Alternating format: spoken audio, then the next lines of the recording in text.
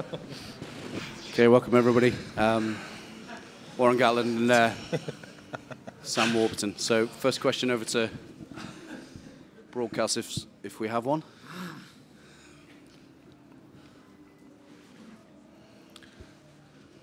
Sav, please, thank you. Warren, do you see that as a win or just a drawn series? How happy, how disappointed? Oh. I suppose we'll reflect on tonight and to say, given the schedule, given how tough the tour was, to come to New Zealand and drawn the series, you've got to be pretty proud of that. I think both teams would be a little bit frustrated, thinking, a win would have been nice. But, we felt we didn't play that well tonight, and I was talking to Wayne Smith afterwards, and it was sort of a team for defence. Yeah, it was a game for defences tonight, and there were a lot of turnovers by both teams, and hadn't realised until after the game that how slippery the ball was. It was very greasy out there.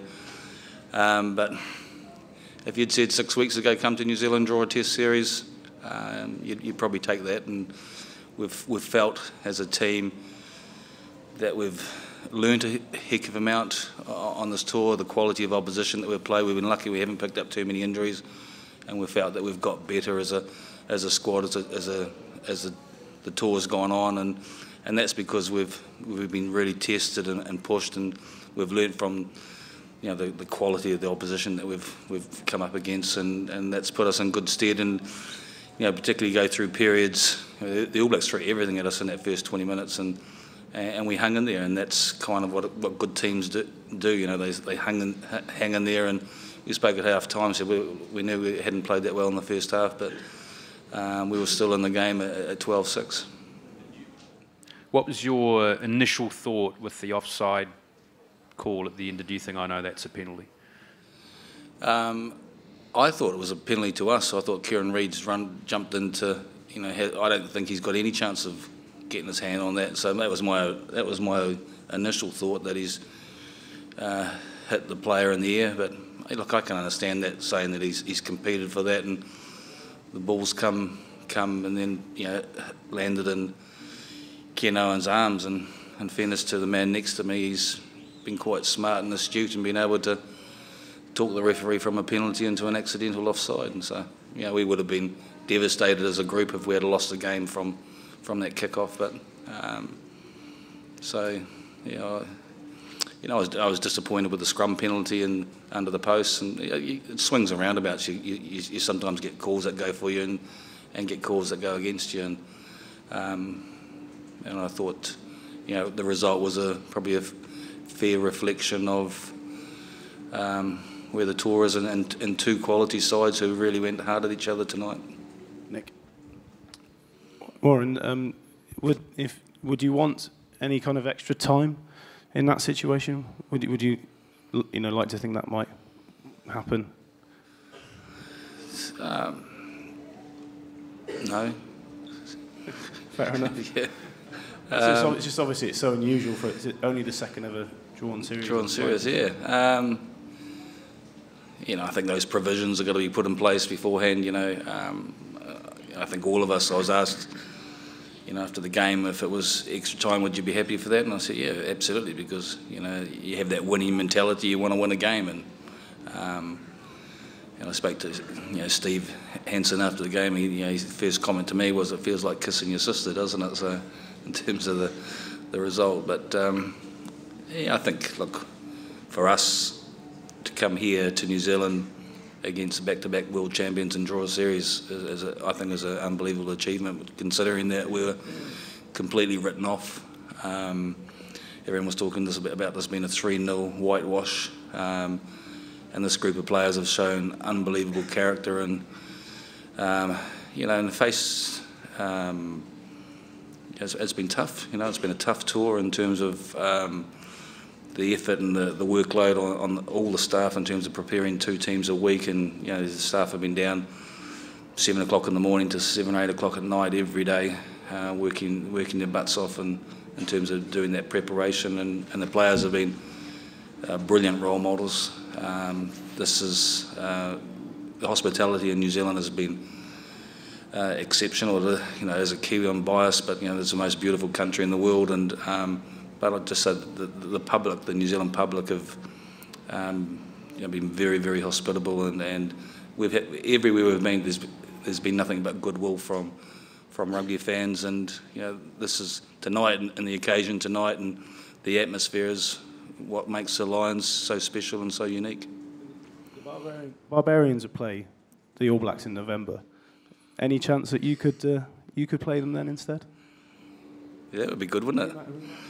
Yeah, maybe we should think about that. I don't know if you have to ask PRL whether they'd release any of the players. So. Warren, you came in here wearing a red nose, I suppose poking fun perhaps at some of the treatment that you've received whilst you've been over here. Do you think this series and the way the Lions have played it, do you think you've maybe won back a bit of respect? Did we have to earn respect? Well, I just remember you saying at the start of the series that you wanted to build bridges after 2005. Oh, right. And yeah, that was for New Zealand, and we think we've done that.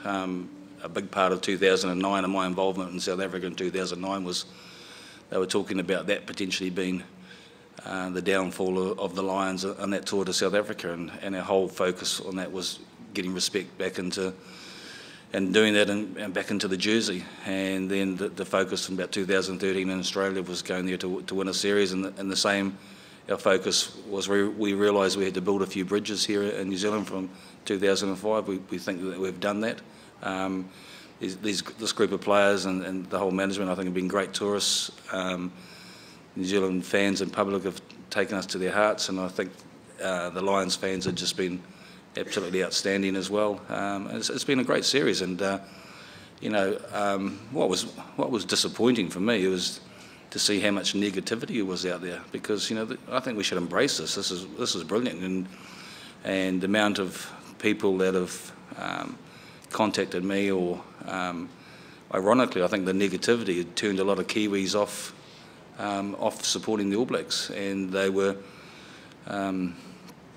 you know, very much hoping that we would do well, and that they felt that as a team and as a tour that we'd embraced New Zealand, and had played some pretty good rugby and had earned respect in that way. So yeah, but you know, it's finished now, so we'll just enjoy the next couple of days as a squad and reflect back on what this group of players have achieved. And it's difficult as a Lions player, and some of these players have been on 2 tours now and are undefeated as Lions tourists, and that's pretty special. You know, it doesn't happen very often, and they should be, those players that have been on 2 tours should be very, very proud of what they've done for themselves and for the Lions. Johnny and then Steve. Warren, was it your idea to wear the clown's nose, or did someone else goad you into it? That was my idea, yeah. When did you get it? When did you pick it up? I had it last week, but I didn't think it was the right time to wear it last week, so.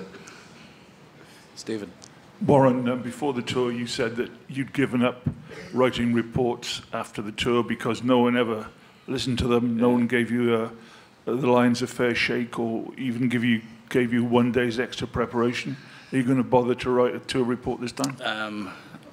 I've been assured that people will take notice of it this time, so I was asked to do one last time, and I said I'm wasting my time. I said I can do the tour report in 3 words, and the 3 words were preparation, preparation, preparation, and just being fair treatment. So I think they had a board meeting yesterday, and they talked about the future of the Lions, and so you know, if they give me that assurance that they'll take notice of the opinions of myself and the other coaches in the future, and maybe you've got to do things a little bit differently. New Zealand's, out of the 3 countries, is the most difficult to come to and prepare, because you go to South Africa and you're in the same time zone, and you don't have the problems with jet lag and stuff, and it's a little bit easier to get there and do that. So, but we need to be conscious of, you know, when you're putting in the new agreement between the Lions and SANZAR, that you know they make sure that they, you know, put all those provisions in, and you know, when do we need to start negotiating with the home unions and the clubs about some adequate time for preparation. Not being stupid, just saying, you know, I think if you were here for a week before the first game, and you had a week together in the UK and Ireland, and I think that's that's not a hard ask. I think it's reasonable and something that we should fight for as hard as we possibly can. Will? Warren, can you clear something up for us? Did Alan Wynne-Jones go for an HIA when he came off? He did, yes. And he obviously passed that? He passed that, yes. So he wasn't knocked out? No. And Sam as well, you took a blow at the end. How are you? Were you knocked out as well? No, with that, it's more precautionary. As soon as they see anybody take a little bit longer than usual to get up off the ground, they check you out straight away just to be better safe than sorry. And I passed it easily. You know, everything I did, I got 100%, and I felt absolutely fine to go back on the field to play, and still feel fine now. So, just a precaution. But I think it's better safe than sorry when it comes to potential head injuries. I think just for their medics, any clash to the head of the player, they're the ones who are saying that they want to check the player out for an HIA, and I think it's right and proper. It's safety first and making sure that the players are fine. And I think the HIA has been done by independent doctors. It's not been done by our own doctors, and the independent doctors have then cleared the players to go back on the field. Warren, have you any idea how serious Sean O'Brien's injury is? Is it something that will require an operation, do you think? Or? Spoke to him just before coming to the press conference, and he said it's a little bit better than it was at half-time. We tested him at half-time, he just didn't have any power. He said the last 5 or 6 minutes of the half he had no power in his left shoulder. He's had an operation on there before, so he said we'll just see how he turns up tomorrow. Hopefully he hasn't had too much to drink. So, and we'll probably look to get him scanned and to see what I think he said something. He's got a piece of his hip in there or something like that. They've replaced a bit of bone in the past. So, but he said it has improved since half time anyway. Warren, with regards to the future of the Lions, have you had a chance to have a look at the proposed changes with the global calendar beyond 2020? And do you see a nice window that maybe might make what you were talking about before a little bit easier to provide? No, I haven't had a good look at that in terms of the proposed calendar. I think once it's put in place, then you need to look at where the Lions can fit in. This tour is unique, and obviously after hopefully the success of the tour in terms of the fans and the atmosphere in the games and how brilliant the atmosphere has been is, I think if you're South Africa, you'd be pretty excited about a tour to South Africa in 4 years' time. So and hopefully, there might need to be a little bit of jigging with the clubs in the UK and Ireland in terms of maybe one midweek match or something like that, or to push things forward a little bit. And all we're asking for them is to do that every 4 years, so that Lions do get a little bit more preparation time.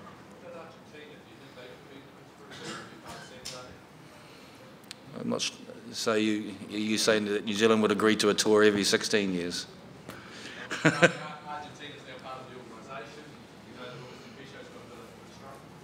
Yeah, why not? Graham and then Paul Sam, Hayward. The incident where the incident where the penalty became a free kick, the offside, accidental offside. What did you say to Romain Poit at that point? I can't remember. Right at the end of the game? Yeah. Just asked him to check for the accidental offside. To be honest, I can't really remember. It's a shot to nothing at that point. They awarded the penalty, and it's worth asking the question. To be fair, all game he was pretty receptive at having a look at things which happened which he might not have caught at first sight. So to be fair to him, a lot of referees I've experienced in the past would make a call and they stick to it. But I've noticed this series they've been really good in being able to go back and have a look when players come up to something. So obviously if you're questioning something 10, 15 times a game, they won't acknowledge what you say, but I kind of think less is more in those situations. So luckily he listened to the question, just have a check again. And then when you think back to the World Cup when that happened to Scotland against Australia and they kicked the penalty and Scots were angry with that, and I remember thinking there's got to be a different alternative to that because it's not a penalty offence in my opinion. So I was glad they had a look, and I'm glad that it was a scrum instead. Paul Hayward. Warren, apparently people back home are sort of slightly flat, but do you think they'll come to understand what an achievement it is to leave New Zealand not having lost to the All Blacks, after 3 tests with a team that was formed 6 weeks ago? Do you think people should really understand that that's quite an amazing achievement? Yeah, absolutely. I think, I can understand people, everyone feels a bit flat because you think, you want a result and stuff. But I think when we reflect back on it and go, it's pretty special to put a team together to play against, the best team in the world in their backyard, and particularly here at Eden Park, where they had a phenomenal record and achievement, in terms of their success over a number of years. I think we'll wake up tomorrow and think actually that's not bad. And if we had been asked 6 weeks ago, would you take a drawn series 1-1, and you'd probably say, that'd be pretty, would reflect a pretty successful tour for the Lions. 2 more, please, Laura, and then Will. Hi, Sam. Just your take on how you felt at the full-time whistle. Would you have taken a drawn series? It was a tough one when we awarded the penalty, and it's probably something I'll think about for a long time, whether we go for the corner and really put the foot on the throat, or do you take the 3 points? But I think it was 2 minutes to go.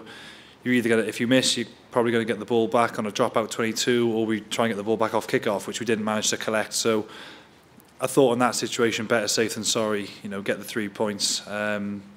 But yeah, they're those decisions which are 50-50. Went for a driving line out and it was successful, then who knows, but at the same time you could have lost it. So difficult decision to be in. That's what you need your other guys. You don't make that call by yourself. Most penalty decisions, there's about 2 or 3 guys who I'll consult with, make sure we're all on the same page and we move forward with that. And at that point we all agreed that the 3 points was the best decision. Final one from Will, please. Warren, you've been head coach for 2 tours. You've won 1, drawn 1. You had three tours as a coach as well. Are you up for it again in South Africa? It's a lot of water under the bridge before that. I mean, Eddie's put his name forward for it, hasn't he? Look, my focus now is back to Wales and the autumn, and then looking forward to 2019. I'm definitely finishing there unless they get rid of me before that time. And then I'm not too sure what's going to happen after that, so whether I come back home or look for something else. But I might just go to the beach and put my feet up for a while. I don't know, but you never say never in terms of, maybe after 2019 there's a chat and there's an opportunity to think about 2021. And to do, maybe the 3 of them as a head coach, and to win 2 and draw 1 wouldn't be a bad achievement. No, thank you very much.